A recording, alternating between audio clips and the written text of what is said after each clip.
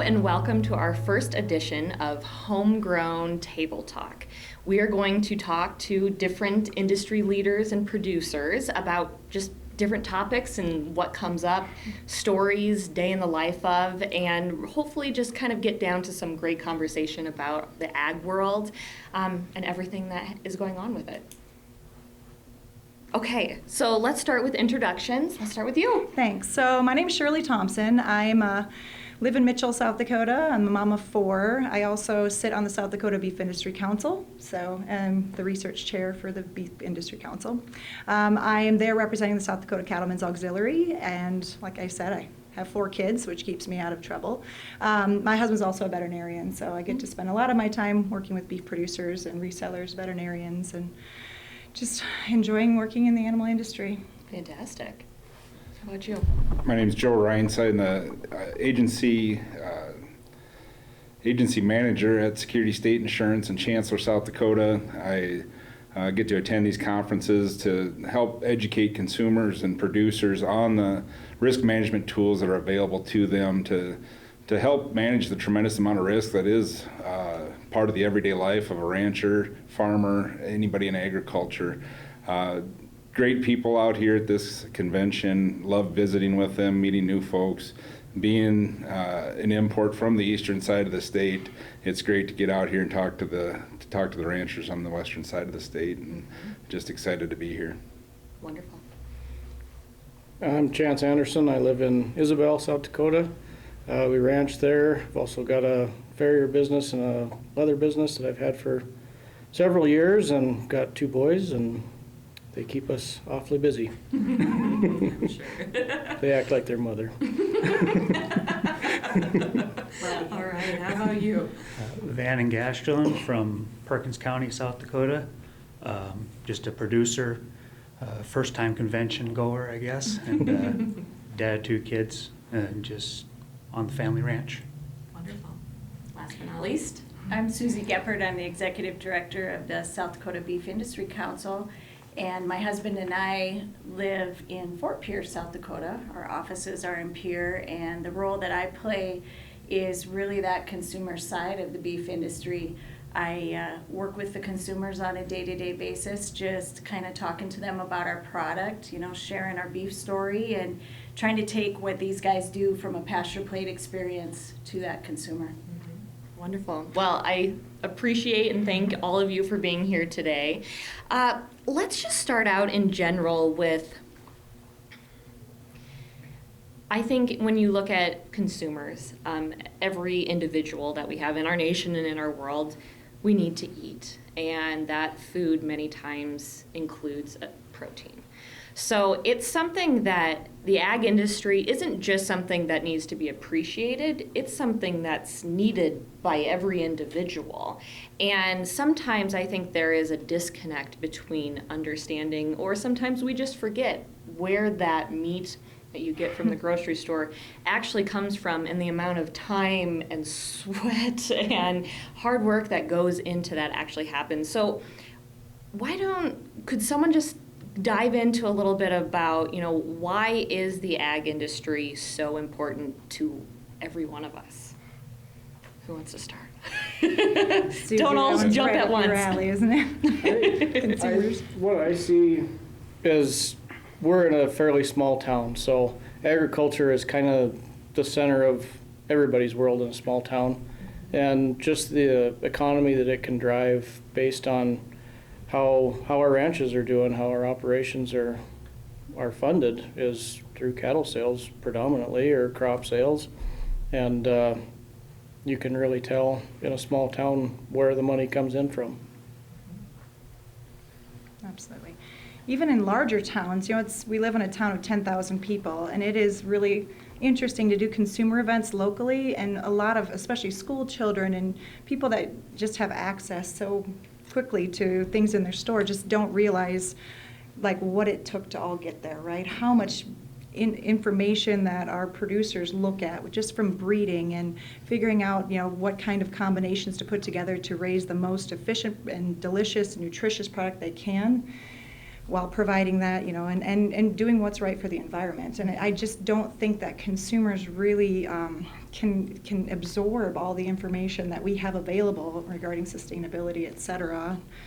And they just don't understand, because it's like asking me, how did you get this paper printed? And where do you get the ink from that? There's just a lot to know. And food is something that we associate a lot of the things that we enjoy pre-COVID, activities-wise, parties and events that we hold as families or friends. I mean, it's centered around food in our family. And I think that it's just such an important and passion place for people. But it's really hard for folks that don't know people in agriculture, because we only have less, 1% of people involved in ag, to really be able to know the people, to go out and understand the business and what it took to get that animal raised and put on their plate, I guess. So then, going off of that, why is it important for consumers to know? When someone's sitting there, why should they care? When we do consumer events, we do one in Sioux Falls typically every year. With COVID, we did not. But we get a lot of questions from consumers going, well, I think that my beef should be raised this way. Well, tell me more about why you think it should be that way. Well, I drive through the countryside, and I can drive from here to Rapid. All I see is grass. I think cattle should just eat grass all the time. All beef should be grass-fed. And that's great. And I always explain to them, we're really lucky to be in the beef industry where we have a lot of variety. And if you want grass-fed beef, you can get it. If you want corn-fed beef, you can get it. And I think it's just really important for consumers, but they just don't understand what it takes to get from here to there, and try to share that message without feeling like we need to educate you, I think is a big message that we need to work harder with on the agricultural side. Certainly. I think just kind of playing off that, one of the things that we always like to visit about is that emotion that's tied to everything. Food is a very emotional thing for everyone. We want our consumers to know that we're committed, and we care about our product, we care about our consumers, and we appreciate them. And I think that is something, that we all need to express to one another. This isn't something that we take for granted in this industry. It's who we are. It's the fabric of not only our lives, but it's the fabric of theirs. Definitely. I think it's also a trust thing too. We recently started a retail meat business just because we saw a desire for it, and it helps us in not necessarily our market value, but our marketing. And we've gone to several people that knew very little about even feeding, just what to do on a day-to-day sort of thing with our cattle. And just being able to sell them a pound of hamburger and sit and visit about it, they trusted that product because they could see that we knew what we were talking about and liked our outlook on things. It's not coming from... Yep, it's not coming from a chain store that has Right. absolutely no care in what your dollar is purchasing. We know that people work hard for their money just like we do, and we want to be appreciated on both sides. And even health-wise, that now more than ever seems to be at the top of, anything that's relevant, is how are we, from shampoos to makeup to, what we're spraying on our lawns, to also what we're putting in our mouth when it comes to our food. Well, and I think the great thing about it is there's a choice for any consumer in this industry. If you are wanting to have that local raised product, like what Chance was talking about, there's a choice for that. When you talk about trust and you talk about all of those things, one thing that I always want our consumers to know is that no matter where you choose your product, it's okay. You have that choice, and our role really is to try and make sure that you have the right information to make the choice and feel good about your choice. And I think that's very important. Right. They have, every time they walk through that grocery store door, they have a choice to make. What do you want to do with it? Well, are we providing that consumer with everything they need to make that choice? Right.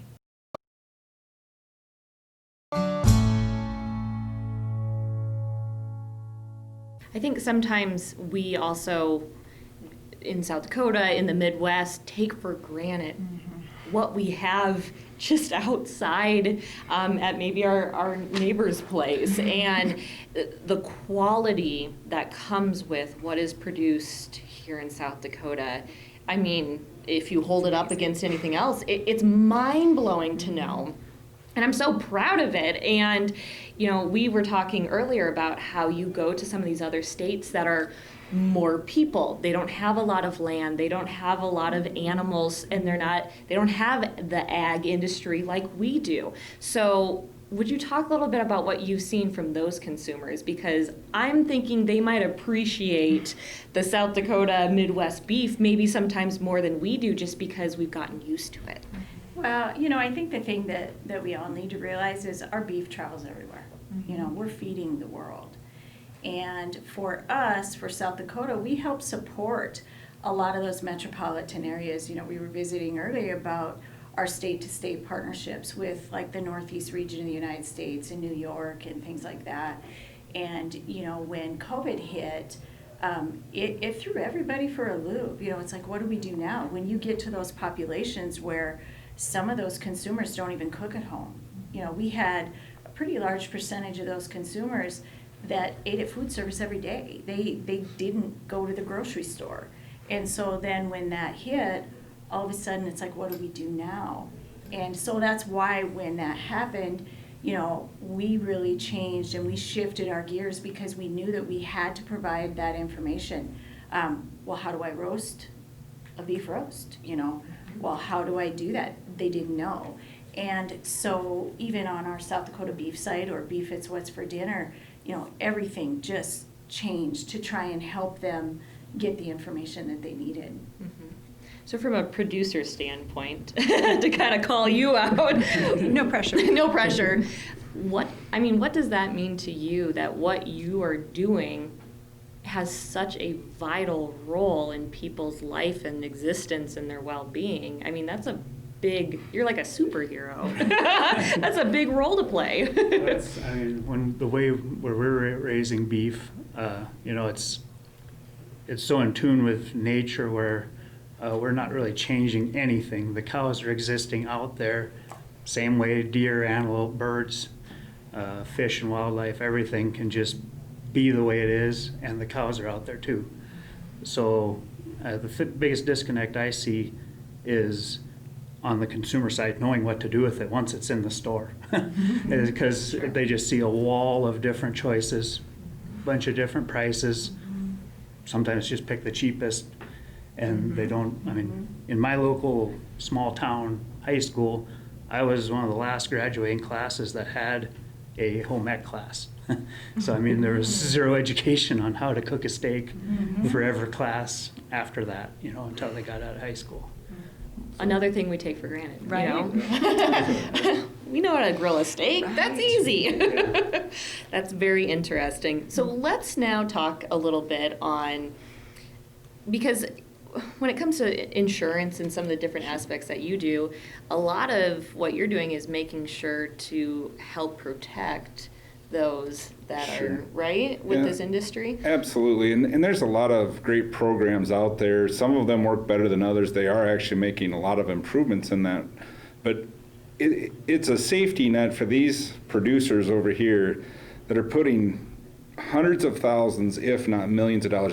I grew up on a farm. I've been in agriculture just about my whole life, and it blows my mind how many millions of dollars have to go in and out of a checking account for a producer to make $20,000, $30,000 at the end of the year. So there's a tremendous amount of risk, but when we deal with consumers, the thing that they want convenience, they want quality, and they want value. And so the convenience, the grocery stores and the big packers have got that convenience part down. I think the thing is, producers and people involved in that industry that we have to do is educate people on the quality that we have. If you look at feeder cattle prices in South Dakota, they usually top the entire country because of the quality we have. It's because of guys like this that put their whole heart and soul. It's not a part-time job, it's an all-in job. They are all in on it 24/7, 365. And their families. Exactly. And neighbors and friends. Right, and they'll be the first to drop everything to help that neighbor out. But the quality that they produce sometimes gets commingled with every other beef throughout the United States, throughout the planet at times, to where their quality sometimes can get diluted. And I think that's the biggest thing. We actually sell beef by the quarter and halves as well, that it's an educational process to try to get these consumers that have been disconnected from the farm or from the agricultural spectrum to realize why this is the quality that it is, and the care and the attention that they get. And there's a lot of good beef producers outside of South Dakota too, but we're fortunate to have some of the best grass, some of the best genetics, and some of the best producers doing that. And again, the quality speaks for itself. It would be nice, and I think COVID gave us an opportunity for people to try that and to see that, and it's really helped those of us that have direct marketed to consumers to grow that brand. Now the key is going to be going forward, can we continue those relationships, or because we can't afford to sell hamburger at $2.50 a pound anymore, are we going to lose out on some of those producers? Time will tell, but I think we've enlightened a lot of people, but there's still a lot more out there that I think are missing the opportunity to enjoy the quality that is produced locally in our part of the world. Mm-hmm. So that's kind of interesting too, because you're talking about, so there's an understanding, there's an appreciation, but there also is a call to action for individuals that aren't in the ag community, and that is that there is a need to have that support that's going to help with legislation that is supportive of our producers, but that comes with an education again, is what are the issues that our ag industry is seeing today, and how can we as a community come behind and really help lift up our rural communities? And I know that's kind of a big question. I would say just give it a chance. You know, it's not hard with all the social media out there that go out and buy a steak from Chance. You know, go out and buy a pound of hamburger and try it. Go out and find a local producer. You know, I've got a 7-acre sweet corn patch, and we get unbelievable amount of people out of Sioux Falls. It's amazing how that word of mouth, when they find quality, snowballs. And I think the same thing needs to happen when people just need to try it. Get on Facebook, find a local producer that is direct marketing. It's not going to be the cheapest, more than likely, but the quality is probably going to be worth a little bit extra that you pay for that product. And when you can do that, you might not be able to do it all the time, but the times you can do it, I think it's going to be well worth the little bit extra that you get to spend. And then you also get to know that those dollars are going to stay local. They're going back into the pockets of our producers that are buying equipment, pickups, clothes, sending their kids to school locally, paying property tax dollars locally. That money is staying in those producers' pockets. That little bit extra that you paid is going to get recycled back into the economy that you're going to benefit from. And they're very loyal customers too. Exactly. Is hard to find sometimes in this day and age.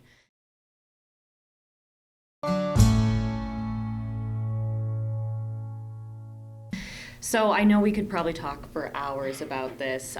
So we're kind of coming to an end, but I think the biggest thing is, you know, this is just the tip of the iceberg, but I think overall I'm hearing is the biggest thing is educate yourself and, you know, make a conscious effort that it's not a them and us situation. We're all in this together. Mm-hmm. We're all South Dakotans, Midwesterns, Americans. We're all human beings, and we need to help each other out, and we need to really look at our neighbor and see how we can better support and understand. One of the biggest things is people want to be heard. Mm-hmm. And I think one thing that we also need to show our consumers or tell our consumers, you know, if you look at South Dakota and the number of cattle we have here, you know, last year we had 3.9 million head. It can vary. It can go to a little over 4 million to a little under 3.9 to 3.8. But one thing stays the same. You know, what we're bringing to you is a quality product. And you know what? It doesn't whatever choice works for you, it's still okay.